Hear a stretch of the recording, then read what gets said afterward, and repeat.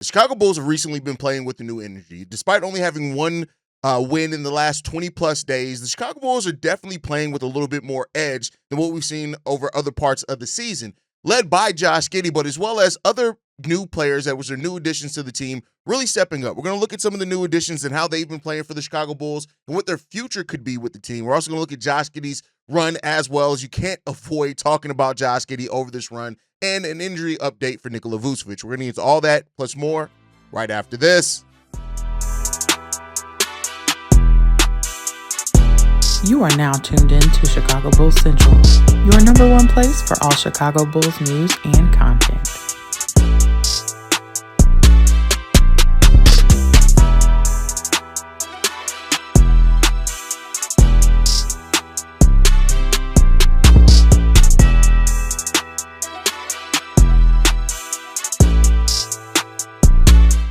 What's going on, Bulls fans? Welcome to another episode of Chicago Bulls Central, your number one spot for everything Chicago Bulls related. I'm the host there, Hayes, but more importantly, you guys can follow the channel at Bulls Central Pod on every social media platform we happen to be on. With that said, let's go ahead and get into this content for today, y'all. And I want to start off, it would be easy to start off another episode talking about Josh Giddey. I want to avoid that just for the monotony. We're definitely going to talk about Josh Giddey more so at the end of this episode, but I want to start off talking about how the new Bulls have stepped up considerably, right? When you look at Trey Jones, 7.4 points per game over the last couple of games, or since he became a Chicago Bull, 51% field goal shooting percentage, 42 from three as well, 2 rebounds, 1.3 assists, 1 steals. Now, those aren't stats that you look at and you're like, oh my God, this is the most amazing thing that we've seen. But you know what it is that Trey Jones has come in here and he's played a very, good role for the Bulls as far as in the guard. And keep in mind, the thing with Trey Jones as well is that he's playing on a team that we're very guard heavy. So he's not even really able to get into his normal routine or normal usage or anything like that. Like, you look at his defensive rating against Philly was 106. Now, it was 128 against the Clippers. That's more so because the Bulls got cooked a lot in that second half of that game. But Trey Jones has been a pretty consistent defensive presence as well for the Chicago Bulls, but more so than the counting stats, right? What Trey Jones really has excelled at with his time here with the Chicago Bulls has just been being a solid role player, doing a little bit of everything. You see the activity defensively. He keeps his head up. He moves without the ball offensively, which is creating other looks and other opportunities. And overall, Trey Jones has just come in here and been like just that solid, consummate, just point guard that can do some things. And with him being the one out of the new additions that is a free agent at the end of this year, he's an unrestricted free agent.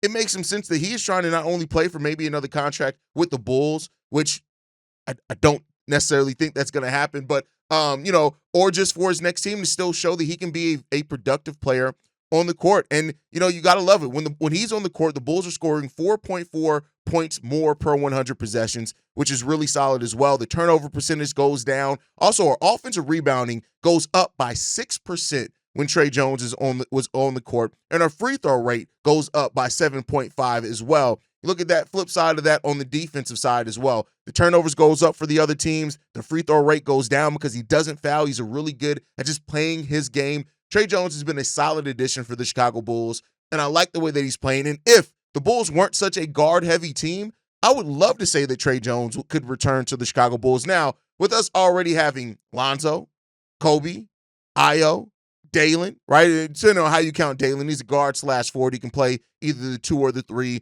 maybe a little bit of the 1, right? You have those guys. Josh Giddey I've already kind of come to the conclusion that Josh Giddey is going to be back on this team next year, as he should with his play. We'll get into that. That's 5 guards right there, even without Trey Jones, right? And so while Kevin Huerter, I've almost forgot about Kevin Huerter. He's under contract for next season as well, right? He's a 2/3 as well. So it's just, you can see where it could be difficult for Trey Jones to return. But we're moving away from where the roster construction, unless they make some big moves, is that I would love to see Trey Jones back on this team. You look at a backup guard that can come in and be your 3rd guard or something like that. Like, Trey Jones has that written all over him, right? So we'll see what the future does hold. But I also think with the Bulls only have 3 contracts coming off the books next year. That's Josh Giddey, Trey Jones, and THT. You look at, we got a 1st-round pick and a 2nd-round pick that we have to make space for. second-round picks you can give a two-way contract, right? You don't have to give them a guaranteed actual roster spot contract. So technically the Bulls could still use and keep their second-round pick, but then still have another full roster spot open, so they can get creative in that sense. But I just don't know if I see that going to yet another guard. But then again, this is AK, a Billy Donovan coach team as well. They've never been shy about having multiple guards on the team, so you can't count that out, so to say. But we'll see what the future holds there for Trey Jones. But I like the Trey Jones minutes that he's been playing. Again, not to say that you can't get another player to replace that. If Ayo Dosunmu was healthy and playing, will we even miss Trey Jones minutes? Those are fair questions to ask. But with what he's done, with when he's played, I've liked seeing Trey Jones out there on the court. Next up, Kevin Huerter. Kevin Huerter is averaging 10 points per game since coming to the Bulls, 35.7% shooting from the field, 37.5% shooting from three-point range, 2.6 assists, 2.6 rebounds, 2.4 assists, and 1 steal per game as well from Kevin Huerter. And those steal numbers from Trey Jones and Kevin Huerter, while they're only 1 steal per game, that's a whole fast break opportunity. And that's really where the Bulls over this stretch have taken more advantage of things like, yes, we've always been a fast-paced team, right? You can never take away from that. But outside of that, man, it's been so good to see this team get out in transition a little bit more and just play with a quicker pace and attack the rim. And Kevin Huerter and Trey Jones are helping facilitate that. Now, unlike Trey Jones, Kevin Huerter does have a contract for next year, so there's a high probability that he will be back next season, right? Unless the Bulls include him in a move or something like that. But Kevin Huerter has been it hasn't all been good, right? He has the moments where he keeps shooting. He's a shooter, so he's going to keep shooting. But where he keeps shooting after it's kind of his efficiency is worn down some. But the way that he's passing, the way that he's moving without the ball, the way that he's moving the ball around, I've said it before when we got Kevin Huerter, right? He's a consummate system player. He's a player that fits. And if you have him in the right system with the right skilled players around him, you're going to be able to get more out of him. And he's gotten kind of back to his career averages since coming to the Chicago Bulls. And Kevin Huerter, I think that's important for a couple of reasons for Kevin Huerter specifically. If the Bulls do look to make a move next season, right? And this is kind of the thing that they've done that we haven't talked a lot about. If they look to make moves, this past season we had one expiring contract, right? Which was Lonzo Ball. We didn't really move off of that. We of course had THT and those pieces as well. But when you look at what the Bulls have next season, right? As far as in expiring contracts, you got Zach Collins, which is a over $10 million deal, right? You got Kevin Huerter, which is it was $18 million for Kevin Huerter, which you can move him at 17.9 as an expiring contract, right? The Bulls have a number of expiring contracts next year. Even though I don't expect them to move them, you got Kobe. The Bulls have Nikola Vučević at $21 million as an expiring. You got Kevin Huerter at basically $18 million as an expiring. That's $40 million right there. You got Zach Collins at another $18 million. That's almost $16 million in expiring right there. You got Kobe White as an expiring contract next season. So the Bulls have set themselves up. Ayo's an expiring, right? The ball-headed Ho, he's an expiring. Javon Carter's an expiring. If he picks up his player option, he will, right? So you have so many expiring contracts next year, whereas the Bulls weren't able to get deals done at the deadline this year. You got a tons of expiring. Now, not saying that all those players need to be moved as just expiring money, but that's why Kevin Huerter playing better, right? Not saying he's playing great, but playing better. I mean, if a team does need some shooting, they're looking to move some bad salary or whatever else it is, as an expiring contract, Kevin Huerter, much like when we got him, he could be valuable next year in facilitating deals. Now, I don't think that the Bulls are going to make any type of move for a star-level player or anything, right? But I'm just saying if you're looking for moves to gain assets, taking back bad salary, sending out expiring salary so the team that's acquiring that doesn't have to worry about that long-term, that's what you can do. And that's could be. In the end, that's long-term, right? We'll see what the Bulls do. But overall, Kevin Huerter playing pretty well for the Chicago Bulls also. And then we got to talk about Zach Collins. Man, Zach Collins, he is, and here's the thing, right? And we've seen it a little bit with Jalen Smith as well. But when you have a active big, right, that just gets physical, is not afraid of the physicality, how much that really changes the dynamic of your team. And that's what you're seeing with Zach Collins. The numbers are great, and we'll get into the numbers here in a second. But he is just playing so physical, and it's really starting to separate himself and show what the Bulls can do with a more mobile, right? And not even extremely mobile, but just a more mobile physical big, which has gotten me excited about what the Bulls could do in the draft when you look at some of the bigs in this draft. But let's talk about Collins, right? He was averaging 11.8 minutes per game with the Spurs over the 36 games that he played there, right? And he just wasn't, didn't have a huge, output there. You look at his career high, right? 2022-23, right? When he averaged 11.6 rebounds.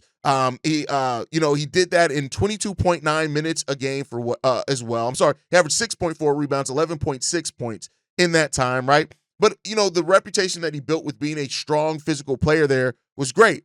You look at what he's done over the last 2 games of the Bulls. 20 points per game, 11 rebounds, 4 assists, 1.5 steals, 58% shooting overall from the field, which is good for a big, really good. You want that efficiency as a big, and 42.9% from three-point shooting percentage. Now, he's not taking a lot of them, right? But that's the part where it's good because Zach Collins understands, hey, if they sag off me too much, I can take this three. We'll see what we do. It's not like it's going to be a huge part of my game, but I could take this three. And Zach Collins stepping in here as a starter with Jalen Smith and Nikola Vučević out has been a really good addition for the Chicago Bulls. And you got to love what he's been bringing to this team overall as well. Averaging 11 points per game in his 5 games here so far. He's doing that with 7.6 rebounds, 2.4 assists, 1 steal per game. Again, going back to the steals because the Bulls averaging steals has been so huge for us. And we're getting to the free throw line more, right? So, seeing Zach Collins and the way that he's playing here has made me more excited about the chances of the Bulls drafting a Derek Queen. Doesn't have the size of a Zach Collins, but he's a mobile, active big, not an above-the-rim player, but a good one. Kaman Malowik, who we talked about a lot, right, in what he can bring as an over 7-foot player, that wingspan, the physicality that he has, right? Excited about that. Asa Newell, a guy I've been talking about literally since the season started, right? And his long-term, output to probably be a center at the NBA level at 6'10", 220 pounds, a really active big as well, right? He is an above the rim player as well. And he's starting to, he can hit the 3 ball. So these are it just makes me start thinking about the vision of what this team could be in the future, depending on you find a player that's kind of better at what some of the things that Zach Collins does. So Zach Collins has been a revelation for this team as well in his time starting for us. And I wasn't too high on Zach Collins, but he's coming here and played really well, and it shows you what activity does. Now, the Bulls have still been losing these games, right? I've talked about it before. We got 1 win in the last 20-plus days, right? So it's not like it's been overall great where the Bulls are playing with this activity and we're winning games, but it's that scrappiness, right? So often early in this season for me, it was the lack of heart that I saw this team play with too frequently. It was that really stood out and really kind of pissed me off as a Bulls fan to see a team that just was not playing well, not giving heart, right? Those type of things.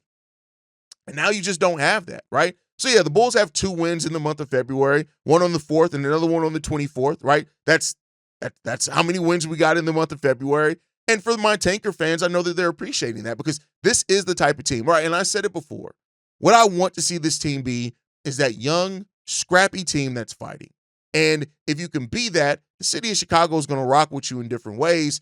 And, and that could be what our identity is next year as well, right? Now, with the new players playing this well, it has mean that some of the minutes for Julian Phillips and Dalen Terry just haven't been there. Now, they both have been making defensive plays. They've both made some offensive plays as well, but they haven't been there. And there's a little bit of concern of all right, how much are we going to be playing these new guys that are vets versus these young guys that we should have been developing? And so I won't lie that there's a little bit of a concern and trepidation there for me. Is that worrying what's the plan for these guys? But that's always what I've wondered under Billy Donovan. What's the plan for the new guys? And unfortunately for Billy Donovan, he doesn't always have one. So we'll see what the future does hold for that. But especially with Nikola Vučević and Billy Donovan talking about how, Vuč, they're trusting Vuč in this case. They're just keeping Vuč out. Vuč probably doesn't want to play either, right? And maybe it is to preserve some of his trade value because he was starting to play like cheeks. But hearing Billy Donovan say things like, well, we're going to trust Vuč on this. Vuč is a warrior, and it's hamstring tightness. We've seen Vuč play with a broken finger. We've seen him play through a lot of pain, right? And a lot of things that would have set some people down. So now that towards the end of the season, we're sitting Nikola Vučević, it raises some questions there. But, we'll see what the future does hold. But for yet another episode, and it's warranted, we got to talk about Josh Giddey, man. Josh Giddey just continues to be the bright spot for the Chicago Bulls team. And you know what it is? It's the confidence, right? I've called Josh Giddey a confidence player multiple times since he's become a member of the Chicago Bulls, and it's been evident, right? Josh Giddey is a player that is a confidence player. When he's playing and rocking and rolling with confidence, the whole outlook of a Josh Giddey game changes. And I think last night's game was a really good part of that. He was off to a slow start. And we've seen some games like that where Josh Giddey gets off to a slow start, and then it kind of affects the way he plays the rest of the game. But when the Bulls went on that 11-0 run in the second quarter, you started seeing Josh Giddey wake up. And then coming out of the second half, Josh Giddey understood, like, all right, bet, let's just go out there and let's play well. And when you look at it, right, is that Josh Giddey is so much more active on defense. The defensive results are still about middle of the pack, right? He's not a great defender at all, but when you look at the stocks that he's averaging, which is steals plus blocks together, right, 2.5, right, 1.1 blocks, 1.5 steals basically per game is what he's averaging in the month of February. His activity on the defensive side, you cannot deny. And if you're not noticing how much more of an active player Josh Giddey has been on the defensive side of the ball, you just hate. It's just what it is. You're just hating. So I think when you look, the Bulls are the 5th worst defensive team in the NBA. And so when you see this type of activity from Josh Giddey, it's really evident, right? So Josh Giddey, who's not like this amazing athlete, he's 6'8", 220 pounds, so he has some size. He has a negative wingspan as well, but when you're guarding guards, you can take advantage of that because of his overall height that he's going to have over most guards. Josh Giddey is capable of being a solid defender in this league, and you're seeing what he's doing with activity and with the confidence as well, right? And Billy Donovan talked a little bit about it after the game. He said this, not that he was taking bad shots, but I think he's taking shots that he's really efficient on, which is a good point, right? The one shot that he's clearly shot better than maybe in the past has been the three. But I think one thing about him from three-point line is that he's taking good ones. A couple of times, quite honestly, he bailed us out tonight. We had a couple of late clock situations, and the ball was in his hands, and he goes up and makes a shot for us, which is huge, which raises some questions, right? You guys may remember Casual Kelder. He hasn't been around here too much because he got terrified of getting cooked for his casual takes. But when you look at Josh Giddey over the month of February, right? So I'm not even using just the last like 4 or 5 games where he's played really, really well. When you look at it, over the month of February, on his three-point shooting, his field goals, 30% of those are wide open. And he's hitting it at a 55% clip, which is really good. And I've seen some people try to knock it and say, well, how many of the shots are wide open? So you mean he's taking good shots, right?